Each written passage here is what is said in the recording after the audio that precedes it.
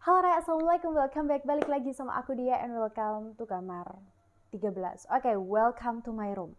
Kalau kita berbicara tentang konflik yang ada di wilayah Timur Tengah, adalah sebuah konflik yang pastinya sulit untuk diselesaikan.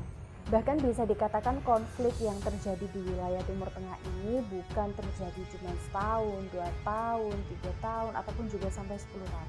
Melainkan ternyata konflik yang terjadi di sana ini sudah terjadi semenjak mungkin zamannya nenek-nenek moyangku dulu memang udah ada konflik ini, Rek.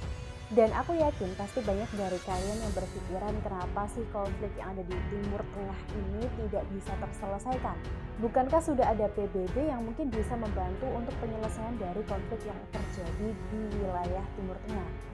Tapi Rek, ternyata nggak semudah itu. Ada beberapa faktor-faktor yang memang bisa dikatakan menjadi penyebab utama kenapa konflik yang ada di wilayah Timur Tengah ini berkesinambungan.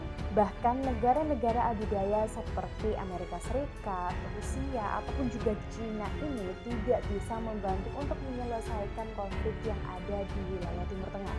Terutama konflik yang terjadi antara Israel dan juga Palestina. So di videoku kali ini aku akan bahas, jadi aku ingatkan lagi untuk kalian jangan lupa untuk klik dulu tombol like, comment, share ke teman-teman kalian yang lain. Dan jangan lupa untuk nyalain lonceng notifikasi kalian biar aku semakin semangat untuk upload videoku berikutnya. And welcome to my room.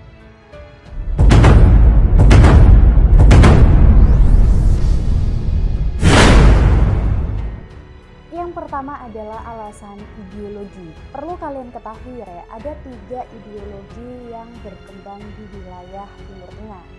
Yang pertama adalah Sunni, yang kedua adalah Syiah, dan yang ketiga adalah Yahudi. Pasti kalian udah tahu kan bahwa wilayah Timur Tengah ini adalah sebuah wilayah sebagai pusat perkembangan agama. Jadi nggak kaget kalau misalkan wilayah Timur Tengah ini memiliki khazanah pemikiran keagamaan yang bisa dikatakan sangat amat kompleks. Nah, meskipun begitu, dalam batas-batas tertentu sebuah sejarah perkembangan politik keagamaan di wilayah Timur Tengah ini juga ternyata diwarnai oleh gejala konflik. Mulai dari tingkat konstruktif sampai dengan tingkat destruktif.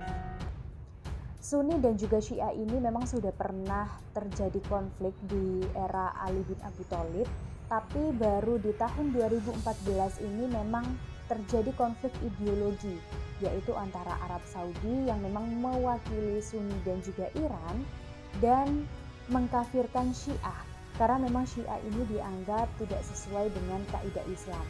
Nah, selain Sunni dan juga Syiah, ternyata ada juga konflik Yahudi dengan Islam yang memang lebih spesifik lagi.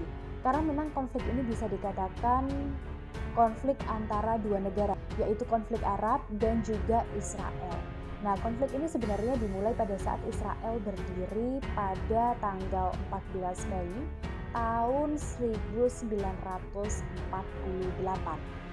Nah, konflik ini sebenarnya muncul karena memang pada saat itu Yahudi menganggap bahwa tanah Palestina adalah tanah yang dijanjikan.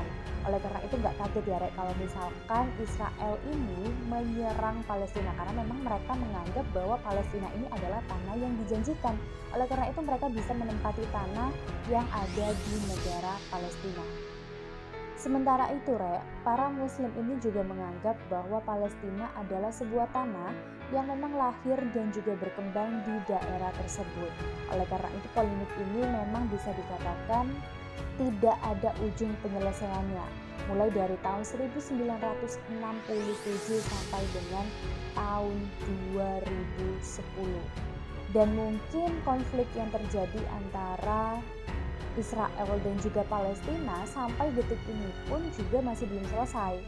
Nah, konflik di Timur Tengah ini memang masih sering terjadi, tapi perkembangan internasional ini bergeser ke arah konflik Yaman. Konflik kemudian semakin meruncing saat adanya konflik Yaman. Gelombang Arab Spring yang melanda negara-negara di wilayah kawasan Timur Tengah ini sebenarnya bermula dari ketidakpuasan warga negara-negara Arab terhadap pemerintahannya. Jadi gelombang protes yang pertama ini pecah pada Desember pada tahun 2010. Kemudian menyebar ke tanah Arab yang lainnya hingga detik ini. ideologi dari pemerintahan yang berkuasa yaitu Mansur Hadi. Nah, Mansur Hadi ini ternyata juga dilindungi oleh Arab Saudi. Sebenarnya Mansur Hadi ini adalah sebuah pemerintahan yang memang berlawanan dengan Houthi yang dilindungi oleh Iran. Yahudi sendiri memang selalu berlawanan dengan Islam, apapun itu ideologi Islamnya. Jadi di negara-negara kawasan Timur Tengah ini sentimen banget sama yang namanya agama yang terlalu kuat.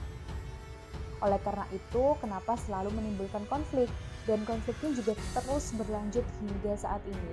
Dalam tingkat negara, konflik Sunni dan juga Syiah ini juga sering terjadi di beberapa negara lainnya seperti Irak, Iran, Arab Saudi, sampai dengan Lebanon. Yang kedua adalah masalah ekonomi. Minyak ini sendiri menjadi salah satu penyebab konflik yang terjadi di wilayah Timur Tengah, dikarenakan minyak ini bisa memberikan guncangan pada perekonomian global, Guncangan ini sebenarnya bisa dilihat dalam kondisi pasar modal dengan indikator naik turunnya indeks perdagangan saham gabungan dari seluruh bursa yang ada di dunia. Nah, hal ini bisa terjadi karena memang minyak sendiri adalah komoditi utama yang ada di wilayah Timur Tengah. Terkait dengan minyak, hampir setiap negara di kawasan Timur Tengah ini memiliki komoditi minyak mulai dari Arab Saudi, Irak, bahkan negara-negara Teluk seperti Uni Emirat Arab, Kuwait, dan juga Qatar. Nah, meskipun begitu, ternyata minyak ini juga menjadi salah satu yang bisa menimbulkan sumber konflik di wilayah Timur Tengah. Salah satunya adalah konflik Iran dan juga Irak. Kedua negara ini ternyata memperebutkan minyak di perairan Sab al-Arab. Jadi posisi laut Irak hanya berada di sebelah tenggara yang sangat sempit. Sementara ada garis pantai yang ada di wilayah UMM Kars di Teluk Persia. Nah, Irak ini hanya memiliki akses ke laut sepanjang 19 km. Pantai di Teluk Persia adalah satu-satunya akses laut yang memang dimiliki oleh negara Irak. Nah, hal tersebut yang membuat pelabuhan yang ada di wilayah Basrah menjadi sangat penting bagi aktivitas perdagangan yang ada di Irak. Keterbatasan akses lautnya Irak ini yang kemudian menyebabkan Irak menjadi sangat amat agresif. Negara Iran bersikeras untuk mempertahankan wilayah tersebut setelah ditemukan sumber minyak yang ternyata ada di wilayah Abadan. Perlu kalian ketahui, sebagai negara yang besar, Irak memiliki potensi untuk menginvasi negara tetangganya yang memang lebih kecil, yaitu Kuwait pada tanggal 2 Agustus tahun 1990. Invasi ini terjadi lantaran Irak juga menambahi luas pantainya termasuk keberadaan di dua pulau, yaitu Pulau Wardah dan juga Bubiyan. Selain itu, ada juga pengaruh invasi Amerika Serikat ke Irak yang memang Amerika Serikat ini selalu berusaha menguasai ladang minyak yang ada di wilayah tersebut. Masalah yang ketiga adalah intervensi asing. Sebenarnya kalau kita ngomongin tentang intervensi asing, ini bukan menjadi hal yang baru. Ada dua faktor intervensi asing yang bisa dikatakan menjadi konflik ataupun juga bagian dari wilayah Timur Tengah. Yang pertama adalah faktor eksternal dan yang kedua adalah faktor internal. Oke, kita bahas satu persatu ya, Nah, faktor internal ini adalah faktor yang bisa dikatakan adanya sebuah dorongan yang berasal dari keberhasilan Tunisia dan juga Mesir bagi negara-negara yang ingin melakukan aksi yang sama. Oleh karena itu, mereka selalu memiliki keinginan yang sangat amat kuat untuk berubah. Faktor yang kedua adalah faktor eksternal. Jadi dorongan eksternal ini adalah sebuah dorongan yang bisa dikatakan secara tersembunyi. Dan faktor ini dilakukan oleh negara-negara yang memiliki kepentingan khusus bagi negara yang berkonflik. Ada sebagian negara yang memang memiliki kepentingan di wilayah Timur Tengah. Contohnya aja itu ada Amerika Serikat. Amerika Serikat ini memang memiliki pengaruh sekali, terutama bagi negara-negara yang bisa dikatakan berkonflik di wilayah Timur Tengah. Karena memang Amerika Serikat sendiri selalu mendapatkan keuntungan, terutama dalam hal minyak bumi. Yang selanjutnya adalah permasalahan sosial politik. Nah, persoalan ini pernah dituliskan oleh Tirdi Dipuyudo di dalam sebuah buku Timur Tengah dalam pergolakan tahun 1982. Jadi memang masalah sosial politik yang terjadi di sana ini karena faktor suku dan juga ras. Jadi suku yang ada di wilayah Timur Tengah ini terdiri dari 6 suku, yaitu Arab, Yahudi, Parsi, Turki, Kurdi, dan juga Berber. Jadi dahulu perbedaan sejatinya menyatukan antar suku-suku di wilayah Timur Tengah. Nah pada saat ini perbedaan justru menimbulkan konflik di wilayah Timur Tengah. Salah satu konflik yang ada di zaman kolonial sampai sekarang adalah konflik Arab dan juga Israel. Konflik ini sebenarnya dimulai sejak negara Israel berdiri tahun 1948. Kemudian konflik ini berlanjut sampai dengan tahun 1967, bahkan mungkin sampai saat ini, Rek. Konflik ini kemudian menjelma menjadi perhatian publik. Salah satu yang cukup banyak menjadi perhatian adalah konflik antara suku Kurdi dengan suku Turki dan juga Arab. Kurdi adalah salah satu suku yang memang bisa dikatakan cukup unik karena suku ini berada di 3 suku lainnya, yaitu Irak, Iran, dan juga Turki. Hal tersebut membuat suku Kurdi dikatakan sebagai salah satu suku nomaden. Jadi suku Kurdi ini memiliki keinginan menjadi negara Kurdistan agar tidak ada lagi sebutan suku yang terjajah. Sayangnya, kehendak dari suku Kurdi ini selalu ditentang oleh banyaknya pihak.